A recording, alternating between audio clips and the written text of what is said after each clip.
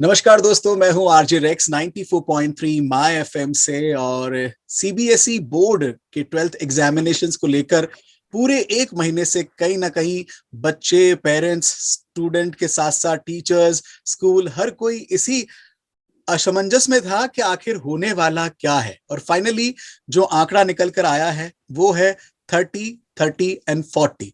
ये रेशो जो है, इस पर विस्तार से बात करने के लिए डीपीएस पाल रोड से हमारे साथ विक्रम सिंह यादव सर, जो कि प्रिंसिपल हैं और इस शहर जोधपुर में आप एक बहुत बड़े एजुकेशनिस्ट हैं।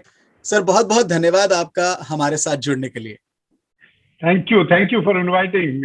बड़ा अच्छा टॉपिक आपने लिया, बहुत रेलेवेंट और करंट टॉपिक है, जिससे सभी चिंतित भी थे, सभी एक्साइटेड भी थे और सब लोग इम्पैक्ट भी हो रहे थे जिस डिसीजन से। तो thank you for taking up this topic. Thank you Yadav sir. And सबसे पहले मैं आपसे जानना चाहूंगा, 30, 30, 40 जो एक फॉर्मूला सेट किया गया है सीबीएसई की तरफ से, आप कितना सहमत है इस फॉर्मूले से? मैं आप से कहूं कि मैं 100% सहमत हूं। ये तो उचित नहीं होगा, क्योंकि हर एक आदमी के, हर एक सोचने वाले के, इंटेलेक्चुअल जो भी ठीक से सोचते हैं रीजनेबली, उनके कुछ डिफरेंस हो सकते हैं। बट ओवरऑल जब हम इस पॉलिसी को देखते हैं, ठीक से पढ़ाई इसके बारे में जानते हैं, तो समझ में आता है कि ये बेहतरीन ऑप्शन सीबीएसई ने अडॉप्ट किया है।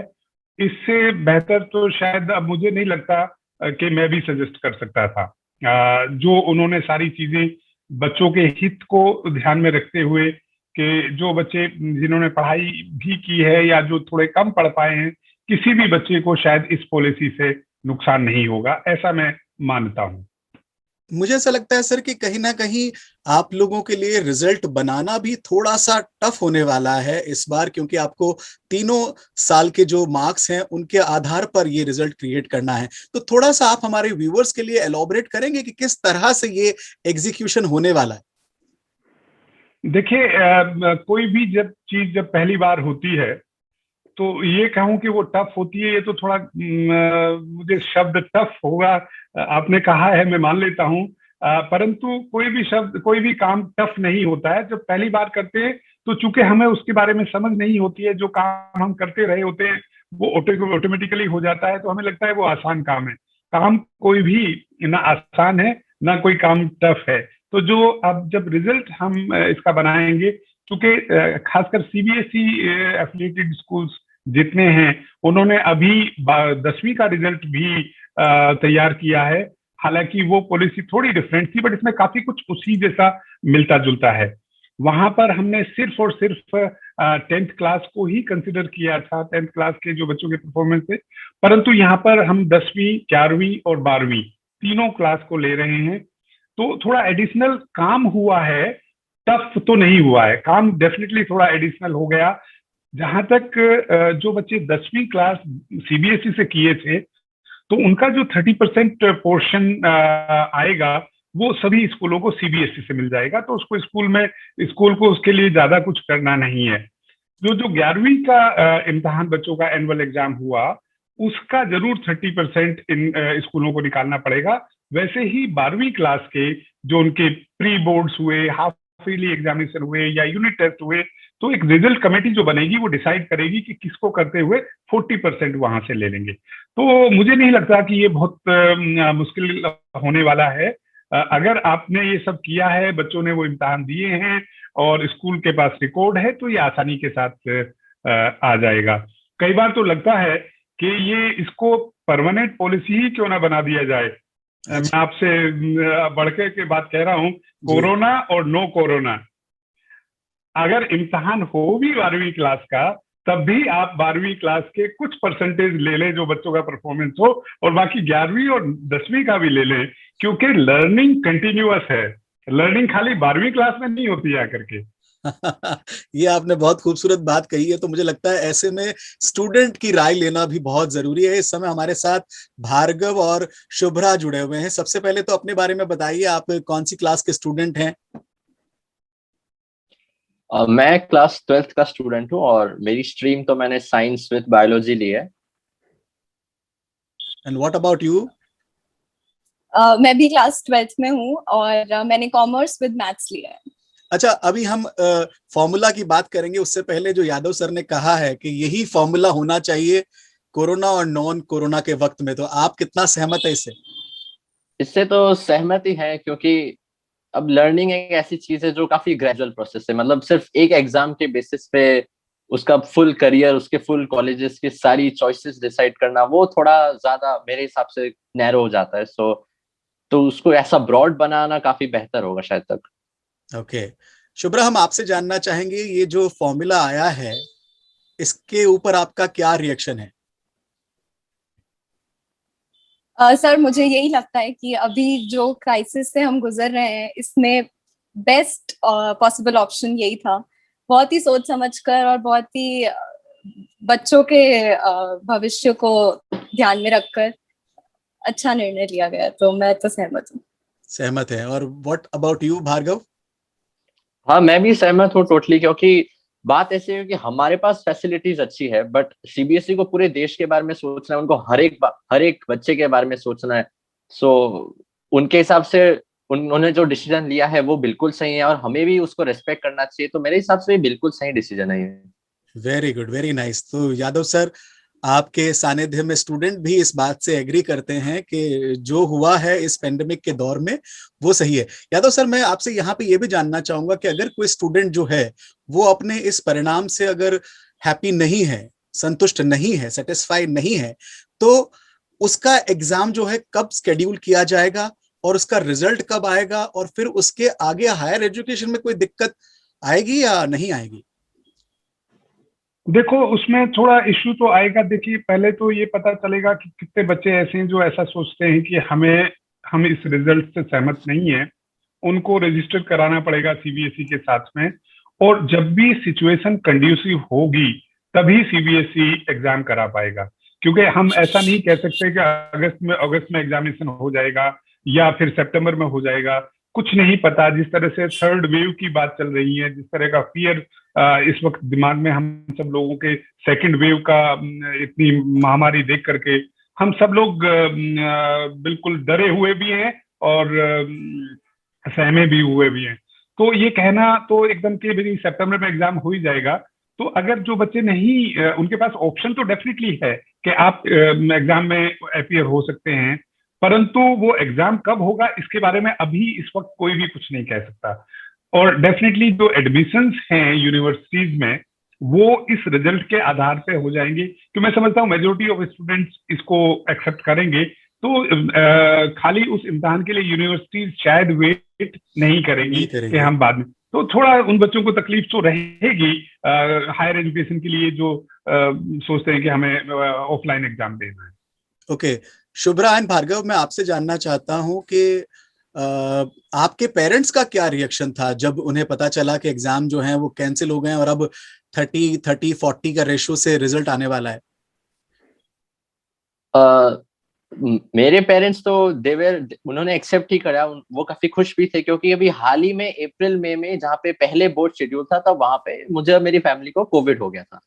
तो तब हमें पता चला कि एक्चुअली जिन फैमिलीज को हुआ है, मतलब वो किस राह से गुजरे हैं। तो उसके बाद देख के पूरे देश की स्थिति देखकर तो उन्होंने भी एक्सेप्ट किया, और वो भी काफी खुशी है इस डिसीजन से। Okay, and what about you Shubhra? Sir, मेरे पेरेंट्स भी बहुत रिलीव थे, क्योंकि पहले एग्जाम्स मई में होने वाले थे, फिर पोस्टपोन हो गए। तो इस दौरान बहुत मेंटल स्ट्रेस और बहुत टेंशन थी। तो एक अच्छा रास्ता निकाला गया, तो खुशी थे सर। ओके, यादव सर, मैं आपसे जानना चाहूंगा, इस समय कई सारे पेरेंट्स हमें सोशल मीडिया के माध्यम से देख रहे हैं, उनको आप क्या संदेश देना चाहेंगे? देखिए, मैं एक बात बहुत अच्छे से मानता हूं। जब मैंने ये बात कही थी कि यही फॉर्मूला अगर नॉन कोविड वक्त में भी इस्तेमाल कर लिया जाए तो कोई बुराई नहीं है, उसके पीछे कारण ये था कि एक एजुकेशन जो है इट्स ए कंटिन्यूअस प्रोसेस। जो भार्गव ने भी बात बोली, मुझे बड़ा अच्छा लगा ये सुन के कि कोई एक इम्तिहान के बेस पे आप ये नहीं कह सकते कि ये बहुत अच्छा है या ये उतना अच्छा नहीं है। तो ये हो सकता है किसी कारणवश बच्चा उस इम्तिहान में अच्छा ना कर पाता, तो आपने चाहे 11वीं में कितना ही अच्छा किया था, 10वीं में कितना ही अच्छा किया था, हाफ ईयरली में कितना ही अच्छा किया था, वो काउंट ही नहीं हो रहा। तो जो जैसे एक बात मैं हमेशा शेयर करता हूँ कि जर्नी और डेस्टिनेशन दोनों में इम्पोर्टेंट कौन, तो ज्यादातर लोग शायद इस बात से एग्री करते हैं कि journey is more important then destination. तो जो इम्तहान है that is a sort of destination. आपने पढ़ाई की पूरे साल या 2 साल और एक इम्तहान दे करके आपको एक रिजल्ट मिल गया। अगर आपने उस जर्नी को एंजॉय किया है, आपने अगर उस लर्निंग को एंजॉय किया है, तो डेस्टिनेशन डेफिनेटली अच्छा होगा ही होगा, उसमें कोई तकलीफ नहीं है। और अगर आपने जर्नी एंजॉय नहीं किया और डेस्टिनेशन आपसे बेहतर आ गई, तो उसका भी मेरे लिए कोई खास, वो थोड़ी देर के क्षणिक तो बड़ा अच्छा लगता है, बट अल्टीमेटली जो लर्निंग 2 साल 4 साल 6 साल 10 साल जो बच्चे ने की है, वो ही जिंदगी में काम आती है। तो मैं पेरेंट्स को और बच्चों को जो भी मेरे से बात करते हैं, मैं उनको यही अपनी तरफ से सलाह देता हूँ कि आपने पढ़ाई की थी पूरे साल, आपको लग रहा है कि अब हम इम्तहान नहीं दे पाए, आखिरी वक्त में इम्तहान कैंसिल हो गए। अरे उस पढ़ाई का मतलब सिर्फ इम्तहान नहीं था, उस पढ़ाई का मतलब सीख थी जो आपने ले ली। इम्तहान हो या ना हो, वो सीख तो आपसे कोई नहीं छीन सकता। ऐसा तो नहीं है कि इम्तहान नहीं हुए तो वो आपने जो लर्निंग की थी वो छीन ली गई किसी द्वारा, नहीं, वो लर्निंग आपके साथ है, हमेशा रहेगी। इम्तहान और नो इम्तहान, इम्तहान होते तो डेफिनेटली आपको अपने परफॉर्मेंस के बारे में, बिना दौड़े बंदे को पता नहीं लगता है कि मैं 100 मीटर 10 सेकंड में दौड़ रहा हूँ या 9 सेकंड में दौड़ रहा हूँ, लेकिन प्रैक्टिस तो की थी। ओलंपिक भी पिछली बार पोस्टपोन्ड हुए, इस बार का पता नहीं क्या होगा। तो ऐसा नहीं है कि जो पदक नहीं ले पाए, उन्होंने सीखा तो सही ना उन एथलीट्स ने। वैसे ही हमारे बच्चों के बारे में भी है, और पेरेंट्स को भी इस जो फॉर्मूला निकला है, मैं समझता हूं कि मैक्सिमम केसेस में बच्चों के साथ कोई ऐसा नहीं होगा कि उनको नुकसान इससे होगा, चाहे अच्छे बच्चे हों या जिन्होंने कम पढ़ाई की है वो बच्चे हों, इसमें सबको बराबर मैंने मुझे जितना समझा है, किसी को ये नहीं सोचना चाहिए कि इसमें मेरे को कोई नुकसान होगा। बहुत ही सुंदर बात आपने कही कि जिस तरह से आपने जर्नी और डेस्टिनेशन के साथ इस बात को समझाया, मैं निश्चित रूप से विश्वास रखता हूं कि काफी लोग जो हैं इसे कहीं ना कहीं अपने आप से, अपने जीवन से कनेक्ट कर रहे होंगे। बहुत बहुत शुक्रिया यादव सर हमारे साथ जुड़ने के लिए। और अभी जो भार्गव है, शुभ्रा है, आप दोनों का भी हम दिल से बहुत बहुत शुक्रिया अदा करना चाहेंगे। और मैं आपसे दोनों से आखिरी में एक मैसेज चाहता हूं कि आप अपने साथी जो स्टूडेंट्स हैं 12th बोर्ड के, उनके लिए क्या मैसेज देना चाहेंगे? उनके लिए मेरी तरफ से यही मैसेज होगा कि हम सब इसमें एक ऐसे टाइम से गुजरे हैं कि हमारे मन में जो अनसर्टेनिटी थी पूरे टाइम पे, जैसा शुभ्रा ने भी कहा, जो स्ट्रेस था वो काफी ज्यादा था बीच में। ऑब्वियस सी बात है, हमारा डिसिप्लिन भी काफी कम होता है, कभी पढ़ने का मन नहीं करता है, कभी आसपास के सिनेरियोस को देख के। तो उस चीज ने जितना हमें बॉदर किया, बट उसके बाद भी हमने जो पढ़ाई की है, जो नॉलेज गेन किया है, आई थिंक हमें उस चीज के लिए खुश होना चाहिए कि हमने ये मतलब पड़ाव पार किया है। और बस बाकी सबको फ्यूचर में उनके लिए ऑल द बेस्ट। मेरी तरफ से भी ऐसा ही कुछ है सर। बहुत हमने भी बहुत मेहनत करी, और कहीं ना कहीं बैक ऑफ द माइंड किसी के हो सकता है कि ये आए कि अगर एग्जाम होते तो शायद हम अच्छा कर लेते, पर इस सिचुएशन को देखते हुए बहुत ही अच्छा उपाय निकाला है। और हमें भी इससे यही सीखना चाहिए कि जैसे कि सर ने भी कहा, लर्निंग हम सिर्फ एग्जाम्स के लिए नहीं करते हैं, जो हमने पढ़ा है वो तो हमारे साथ रहेगा ही हमेशा। तो बस सर इसकी पॉजिटिव साइड को देखते हुए हमें आगे बढ़ना चाहिए। Very good, very nice. Yadav sir, once again thank you so much for your valuable time. और ऑनलाइन एजुकेशन के बारे में आखिरी आपका एक स्टेटमेंट मैं चाहता हूं कि जो ऑनलाइन दौर शुरू हो चुका है पढ़ाई का, इसके बारे में आपका क्या संदेश है? कैसे अपने आप को इसके लिए अडेप्टेबल बनाएं, कैसे इसके लिए आगे स्टूडेंट जो छोटी क्लासेस में है या बड़ी क्लासेस में है, वो अपने आप को थोड़ा इसके लिए कंफर्ट जोन में लेकर आए? ये कई चीजें हमारे सामने है, जब मुश्किल आती है तो अच्छी चीजें भी कई बार इवॉल्व हो जाती हैं। कहते हैं कि कोई भी नई चीज या अच्छी चीज बिना मुश्किल के, जब तक मुश्किल दौर नहीं आया या कोई तकलीफ सामने नहीं आई, तब तक आप नहीं कर पाते हैं, आप कंफर्ट जोन में हमेशा रहते हैं। जो ऑनलाइन क्लासेस हैं, आज की स्थिति ये रही कि जब अचानक से सब लोगों को इसको लेना पड़ा, इम्प्लीमेंट करना पड़ा, तो कहीं पर नेट की प्रॉब्लम, कहीं पर डिवाइस की प्रॉब्लम, कहीं पर नॉलेज की प्रॉब्लम, उससे डेफिनेटली तकलीफ आई थी, बट धीरे धीरे लोग इसको एडजस्ट हो रहे हैं। लेकिन एक लिमिटेड बैलेंस्ड वे में अगर हम इसको इस्तेमाल करेंगे, अगेन मैं कहूंगा कि कोविड चला भी जाए उसके बाद भी अगर उन बच्चों, कई बार क्या होता है बच्चा किसी कारणवश बीमार हो गया या किसी और कारणवश आपकी क्लास अटेंड नहीं कर पा रहा है, लेकिन अगर ऑनलाइन ऑप्शन उसके पास में है तो वो बच्चा 2 दिन बाद, 4 दिन बाद, 6 दिन बाद उसको सोशल मीडिया से या स्कूल की वेबसाइट से या कहीं से भी उस चीज को वापस कर सकता है। या अदरवाइज ऑल्सो, जैसे मैं एक छोटा सा एग्जांपल दूं कि सैटरडे हमारे स्कूल में सैटरडे जैसे ऑफ होता है, कई बार बच्चे क्लासेस आते घर से चल के अपने डाउट्स क्लियर करने आते थे। अब तो मैं मानता हूँ क्यों ना ऑनलाइन बच्चों को पढ़ा दिया जाए, घर पे सब अपने अपने घर में हो, जो आप नहीं कर पाए थे ड्यूरिंग द वीक, टीचर बैठ करके वो सैटरडे को आपको ना आना पड़ेगा ना जाना पड़ेगा और आपके जो डाउट्स हैं वो भी सॉल्व हो जाएंगे। तो हमें एक ब्लेंडेड तरीका लेटर ऑन भी अपनाना पड़ेगा और अपनाना चाहिए, क्योंकि बहुत सारी चीजें इसमें क्या नाम डिजिटल या ऑनलाइन क्लासेस में पॉजिटिव हैं। हालांकि exposure, too much exposure is always dangerous, वो तो किसी भी चीज का आप लेंगे, एक्सेस जब भी आप करेंगे तो नुकसान करेगी।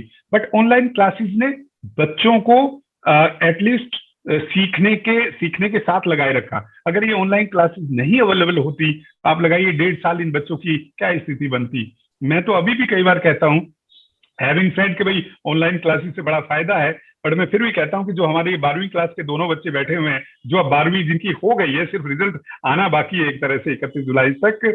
हालांकि मुझे बड़ा अच्छा लगा कि ये अभी भी अपने आप को 12वीं क्लास का ही कह रहे हैं, नहीं तो कह देते कि तो मैं ये कहना चाह रहा था कि चूंकि ये बच्चे पूरे साल स्कूल नहीं आ पाए, तो इन्होंने तो कम से कम 30% ऑफ देयर पर्सनैलिटी जो डेवलप होती स्कूलों में, उसको डेफिनेटली मिस किया है इन बच्चों ने। राइट। तो ये बैलेंस करना पड़ेगा। Online classes are there to be and we have to get adjusted. Absolutely, thank you so much Yadav sir आपके इस पॉजिटिव मैसेज के लिए, और कहीं ना कहीं हम सबके लिए बहुत ही अच्छे मैसेजेस आपने दिए। और भार्गव एंड शुभ्रा, आपको भी आपके रिजल्ट्स के लिए एडवांस में बहुत सारी बधाइयां। Thank you so much to all of you for a wonderful session, and I hope कि जो लोग भी हमारा ये वीडियो देख रहे हैं वो भी मोटिवेट होंगे और लाइफ में आगे बढ़ेंगे। चलो आज कुछ अच्छा सुनते हैं। Thank you very much and all the best. Thank you sir. Thank you.